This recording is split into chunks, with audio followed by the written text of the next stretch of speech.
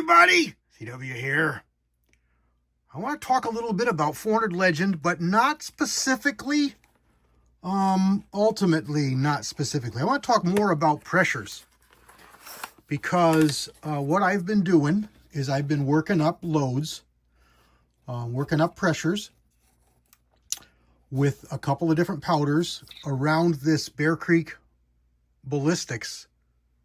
Don't confuse them with Bear Creek Arsenal. Bear Creek Ballistics bullet. That's that white-tipped copper bullet. And what I've got here to show you is some cases that I've ruined. Some good cases. And then I just showed you that brand new case because that's what we're going to use as our base. Now, I've been asked a whole bunch of times, and it's something that everybody looks at and says, oh, well, check your primers. You know, how much pressure do you have? How much pressure? Check your primers. Are your primers flat? Okay. I don't know what just happened there, but this is that supersonic, subsonic. So it's very low pressure. You know that because it's pushing heavy bullets very slow. And you can see that that primer, it's got a very deep depression, which is a sign of low pressure, because what happens when you have pressure, the pressure leaks back through your flash hole down inside there, and it actually pushes that dent back out. Here's a good example right here. Still got a good dent, but it's not as big. It's not as deep, and it's not as large. Now this primer is not quite as round as this primer. These are both factory primers. And you can see that the case, the red one is a shallower dent because the pressure has pushed that back out. But although it's a little bit flatter, you know, no one's really going to call that a flat primer. But I don't know if you notice something else. Take a look at the base of the case and then the base of the case. What do we have here? What's this? What's that U? Well, that's the ejector. On the bolt face of this rifle, there's a plunger that when you open the bolt, there's a plunger with a spring behind it that pushes right there, and it tips that piece of brass out when it clears the chamber to throw it out of the gun.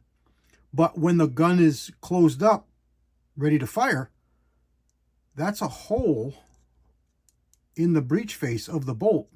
And this brass flowed.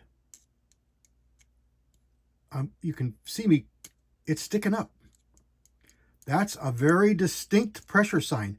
And when you have pressures enough to do that, you've got some serious pressures. Yet, hold on, look, but the primer's not really that flat. If we had a lot of pressures, or, you know, if we were dangerous, we'd have a real flat primer, right? No, that's what I keep telling everybody. Primers are not reliable sources of pressure signs. At the same time, yes, a flat primer will show pressure. It's not reliable. Case in point, that is not an excessively flat primer. You wouldn't give a second look at that. Most reloaders would look at that and say, yep, I got a little pressure, but I'm okay. Only looking at the primer. If they missed that right there, that U, they missed a big one. So let's look at a little bit farther. Let me back you up just a little bit. Let's measure this.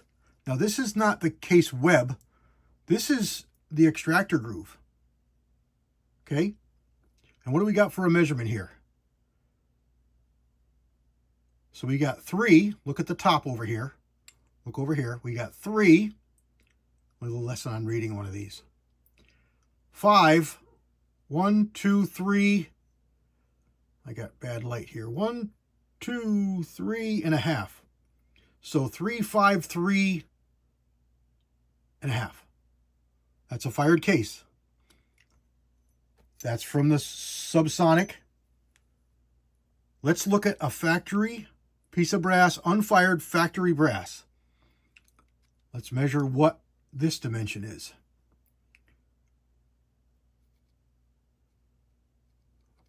And, you know, this is what you want to do. You want to move it around because you're going to have, it's not going to be perfect. You're going to have some varying numbers. So look and see what we got here. We've got 3, 5, 3. So we got about a 1/1000 swell, even from that light pressure. 1/1000. So we can assume that 1/1000 swell in that area is okay. Let's take a look at this piece of brass. Same spot. Back in here. Whoa, what do we got there? 3, 5, 3, 6, 1, 2. We've got almost 10/1000ths of an inch swell in the case head. That's huge. That's huge. That's dangerous. That's bad. This case is no good. This is trash.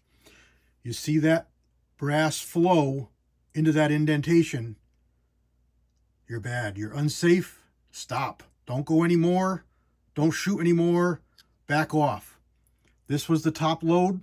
I only loaded 3. This was a few tenths less. It also has a mark there. Can you see it right there at the top? 6 o'clock. Let's measure what we got here. We've got 5, 8, 3, 5, 8. So we've got 5/1000ths swell with 3/10 of a grain less. Or it might have been half a grain less. This one up here also has it. Now I only loaded 3 of each. Measure this one here. This one here is a little bit less. 5.5, 6. Sorry. Yeah, 6 1/4, 6.5. 3, 5, 5, 3, 5, 6.5. 3, 5, 6.5. No good. This brass is wasted, trash. Let's look at something else here, which is how I initially found it, because I missed this. I didn't have any hard bolt lift. I didn't notice any problems with recoil. I didn't notice any other problems. I didn't catch that when I was shooting it. Here's your shell holder. Now this is not a device used for measuring anything. This is just a shell holder. But it doesn't want to go in. It doesn't want to go in. Now you can force it. It'll go. This is not a measuring device. And I found it with that. That just goes. This will not go. Will not go, no matter what I push. Will not go. This is 5/1000ths bigger than that up there. I'm sorry. Yeah. This is about 3/1000ths bigger. This is about 5/1000ths bigger. No good. So be careful. Watch. This is brass that was fired with a different powder. Same bullet. I actually got more velocity. Pressure curves on each powder is drastically different. Fine, no problem. Measurements are out just fine. No dimensional case swell per se. Let's see just what it is. I don't remember exactly what I got on these. I've been looking at the rest of these so far. Yeah, see? 354, 3554, 35. Where's 5? There's 5, 4. So 1/1000ths, 3535, 3534, 1/1000ths. We got that with the subsonics over here, which we know is a light load. So that's just it. Just a quick one. I used 400 Legend as an example because this is where I found it. But it's a really good one to show you that primers alone are a poor choice to watch for pressures. Knowledge is power, folks. Be careful. Watch what you're doing. You won't have this kind of problem. I wasted 7 pieces of brass. Not the end of the world. Nobody got hurt. There was no problems. Found it. Caught it. Stop. Mark it in your manuals. You should be taking notes, charts on what you do. Mark it down that that's not a safe load, not a safe powder at that level, yada, yada, yada, whatever it is. Be safe. God bless everybody. CW out.